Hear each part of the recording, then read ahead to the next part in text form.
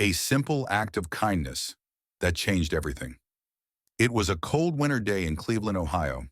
The streets buzzed with the usual chaos, honking cars, hurried pedestrians, and the hum of city life.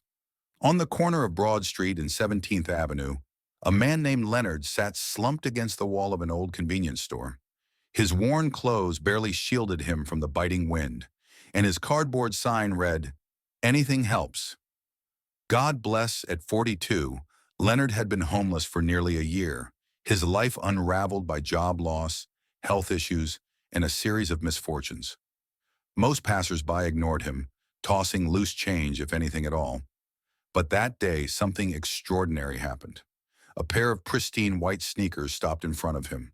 Leonard looked up to see a tall, composed teenager, Barron Trump. The young man, scrolling on his phone, seemed out of place amidst the city's chaos. Leonard hesitated but finally spoke up. "Hey, young man, can you spare $1?" Barron paused, turned, and asked a simple but profound question. "What do you need it for?"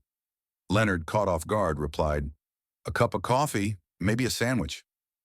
Barron didn't stop there. He crouched down to Leonard's level, something no one had ever done, and asked his name. "Leonard," the man replied, his voice barely above a whisper. What followed was a conversation that would change Leonard's life. Barron listened intently as Leonard shared his story, losing his job, his health, and his family. When Barron handed him a $100 bill, Leonard was stunned. But Barron's generosity came with a challenge. "If I help you today, you've got to help yourself tomorrow. Deal?" Leonard nodded, overwhelmed. Barron didn't stop there. He scribbled an address on a piece of paper, a local shelter and resource center, and told Leonard to go there the next morning. "Tell them Barron sent you," he said. As Barron walked away, Leonard clutched the money and the note, feeling a flicker of hope for the first time in years. A new beginning. The next morning, Leonard stood outside the Hope Outreach Resource Center. He hesitated, but the memory of Barron's words pushed him forward. Inside, the staff greeted him warmly. "You must be Leonard. We've been expecting you." Over the next few hours, Leonard met with a caseworker who helped him create a plan: temporary housing, medical care, and job training. For the first time in years, Leonard felt like his life was being pieced back together. Meanwhile, a video of Barron's interaction with Leonard had gone viral. Captured by a bystander, the footage showed Barron kneeling beside Leonard, handing him the money and speaking words of encouragement. The video sparked a national conversation. Some praised Barron's act of kindness, while others questioned his motives. Regardless, the impact was undeniable. Donations poured into the shelter, and people across the country were inspired to perform their own acts of kindness. Reuniting a broken family. Leonard's story took another unexpected turn when his younger brother Paul saw the video and reached out. The two hadn't spoken in over a decade.